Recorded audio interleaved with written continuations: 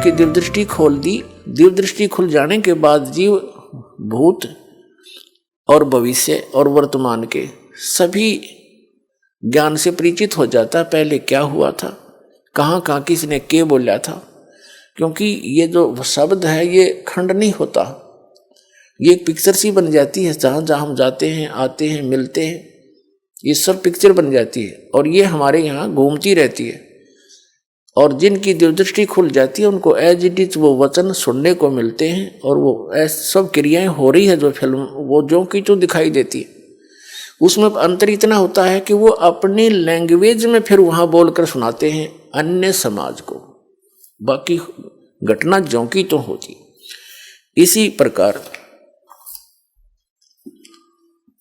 प्रकार आदरणीय गरीबदास साहिब जी ने परमात्मा की इस लीला को, जो उन्होंने गणक हाथी पर बैठकर गणका यानी वैश्या को बीच में बैठाकर लीला की थी, फिर उनको दरिया में डुबोने की कुचेष्टा की थी नालाकों के कारण, वो सारा चित्रण बड़े प्यार से किया हुआ अपनी अमृतवाणी में परमात्मा से प्राप्त दिव्यदृष्टि के द्वारा।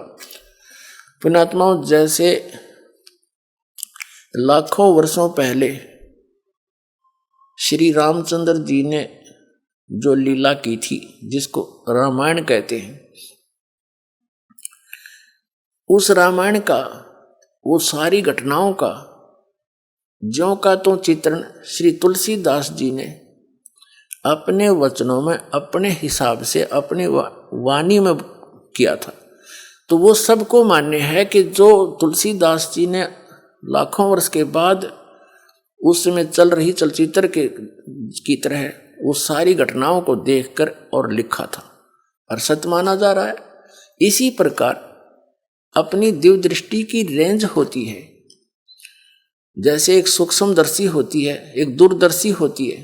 तो दूरदर्शी का भी, दूरबीन का भी अपना अपनी रेंज होता है, क्षमा होती है। कोई तो 1 किलोमीटर तक दिखा सकती है, कोई 100 फुट तक ही दिखा सकती है, देख सकती है, और कोई ऊपर के ग्रहों तक भी देख लेते हैं यहाँ से बैठे, उनकी इतनी क्षमता होती है। इसी प्रकार कबीर परमात्मा द्वारा प्राप्त उस दिव्य दृष्टि की रेंज गरीबदास जी को जो मिली थी वो सबसे ज्यादा थी। अरबों खरबों वर्षों पहले के ज्ञान, सतलोक से क्या हुआ, कब हुआ, कैसे हुआ और भविष्य में क्या होगा, वो सारा आदरणीय गरीबदास साहिब जी ने अपनी अमृतवाणी में तुलसीदास जी की तरह लिखा, जो हमें मान्य है और होना चाहिए। वो सुना। अब क्या बताते हैं,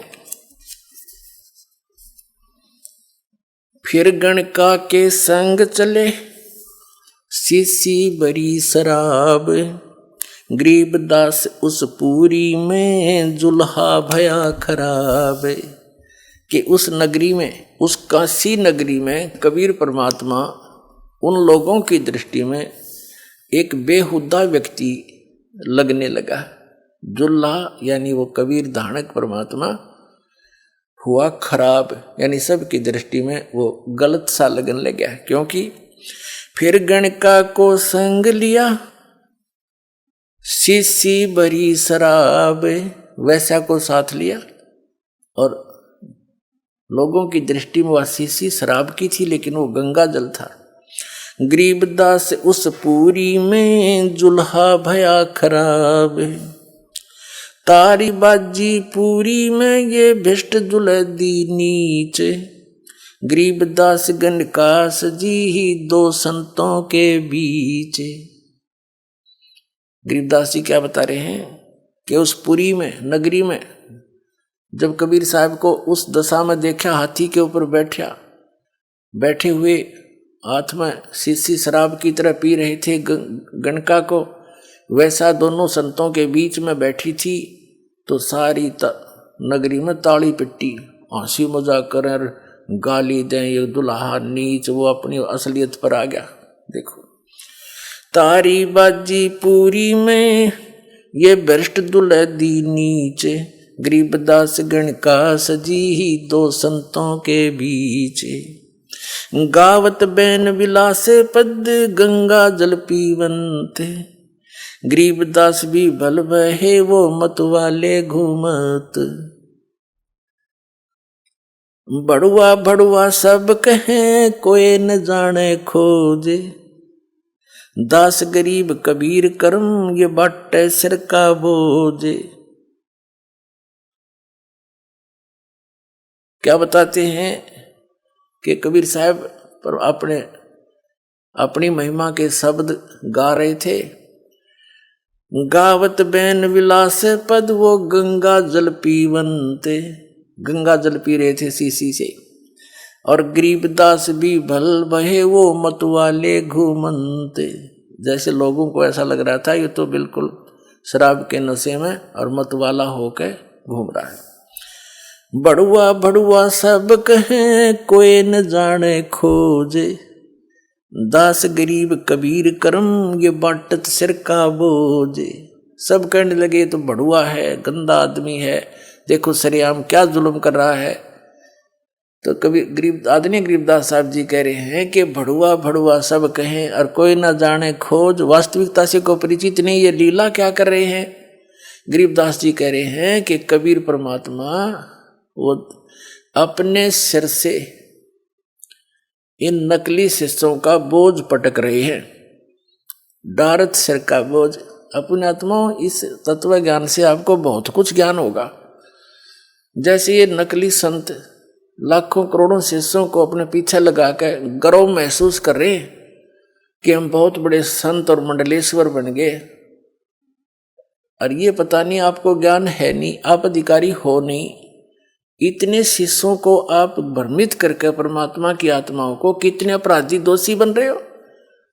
आपके ऊपर इतना जबरदस्त भार हो जाएगा, आप तो असंख्य जन्मों तक नरक से नहीं निकल पाओगे।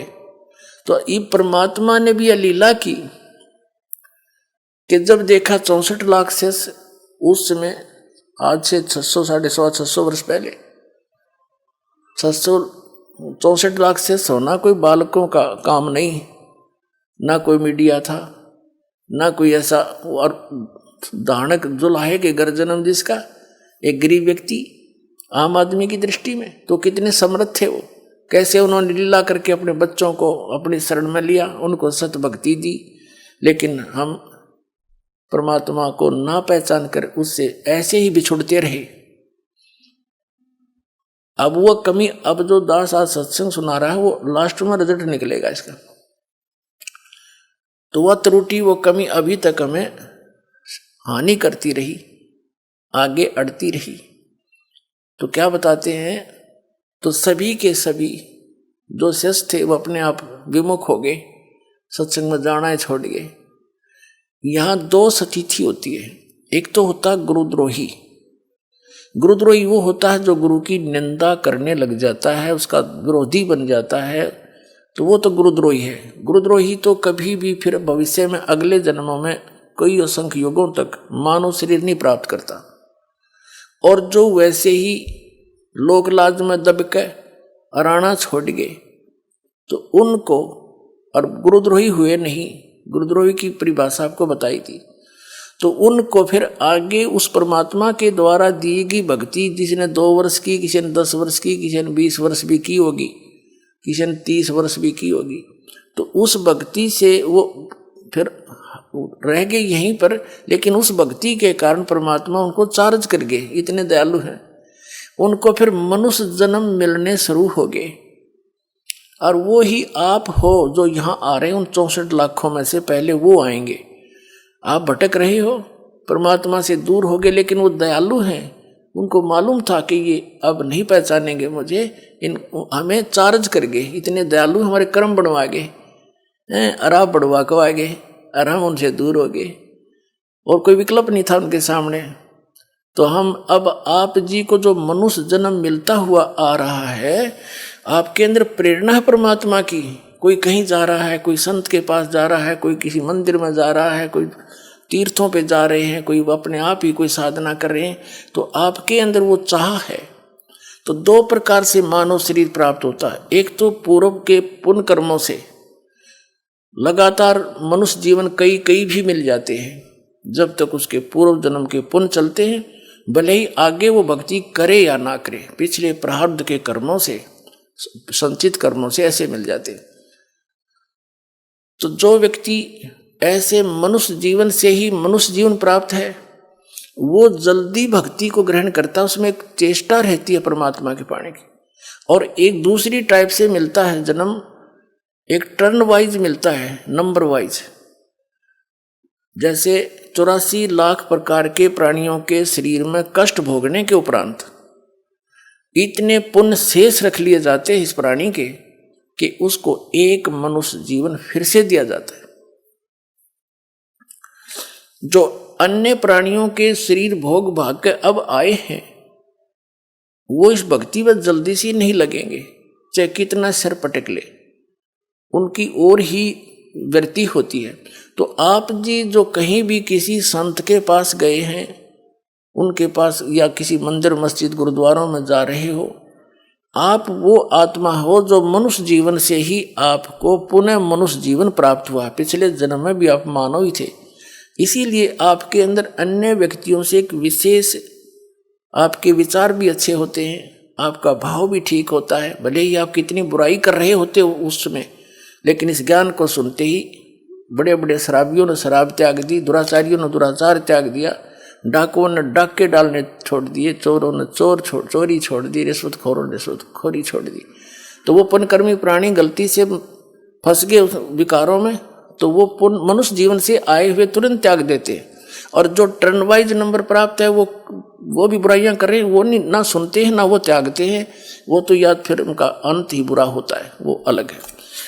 उनमें थोड़ा समय लगे, ऐसा नहीं है। जो मनुष्य अन्य प्राणियों के जीवन से मनुष्य जीवन प्राप्त किया है, वो भी शरण में आ सकते हैं, लेकिन उनको टाइम ज़्यादा लगेगा आने में। वो उस समय आएंगे जब परमात्मा का पूरा ज्ञान पूरी पृथ्वी पर फैल जाएगा, बच्चा बच्चा उनको समझाने लगेगा, तब धीरे धीरे उनके अंदर वो वस्तु घर उनका भी करेगी, ऐसी बात नहीं। लेकिन आप जी वो हैं जो यहाँ पहले आ रहे हो, कभी परमात्मा से बिछड़े हुए हो आप। जब कबीर भगवान आए थे, अब कोई महाराष्ट्र से आ रहा है, कोई बेंगलोर से, उसे जो है गुजरात से आ रहा है, कोई कहीं से आ रहा है, तो एक गांव में हजारों घर होते हैं और 2-3 बच्चे निकल कर आते, तो काल ने जगह जगह फेंक रखा था इनको संस्कार बस। और वहाँ से परमात्मा उठा कर प्रेरणा कर करके टीवी के माध्यम से, पुस्तक के माध्यम से, किसी भाई बहन रिश्तेदार के माध्यम से अपना फिर संदेश भेज रहे, और वही बच्चे अभी यहाँ आ रहे। तो वो 64 लाख जो शिष्य थे परमात्मा की इस लीला को देखकर उनसे विमुख हो गए, सत्संग जाना बंद कर दिया, लेकिन वो गुरुद्रोही नहीं हुए। उनको अब फिर पिछली पीढ़ी में वो पार करेंगे, इतने दयालु हैं, क्योंकि वो हमारे पिता हैं।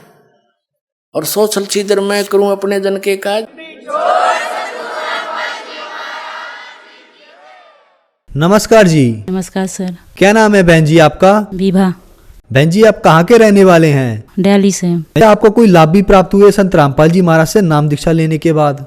जब मेरी शादी हुई मेरे हस्बैंड से, तो वो फ्रेशर थे, उनको जॉब नहीं मिली थी। तो सब बोलते थे आप एक्सपीरियंस वाले बंदे नहीं हो तो आपको जॉब इतना इजीली नहीं मिलेगा। तो वो बहुत परेशान थे। तो हम लोग संत रामपाल जी महाराज से जुड़े हुए थे, तो उनको सब यही बोलते थे आप फ्रेशर हो। फिर बट क्या हुआ, हम लोग ये समझ नहीं पाए, ये संत रामपाल जी महाराज मेरे भगत जी को एक्सपीरियंस बंदा बना रहे थे, क्योंकि वो जब घर बैठे थे वो टेंशन में तो रहते थे कि मुझे जॉब नहीं मिल रही है।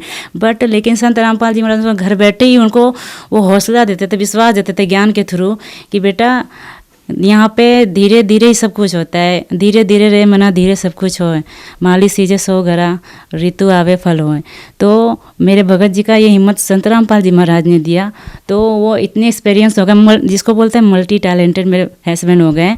और 2 साल के बाद जो जॉब लगी है उनकी, वो दिन है और आज के दिन है कि एक महीने में संत रामपाल जी महाराज मेरे हस्बैंड को 60,000, 70,000, 80,000 ऐसे दे देते हैं, पता भी नहीं चलता ये पैसे कहाँ से आते हैं।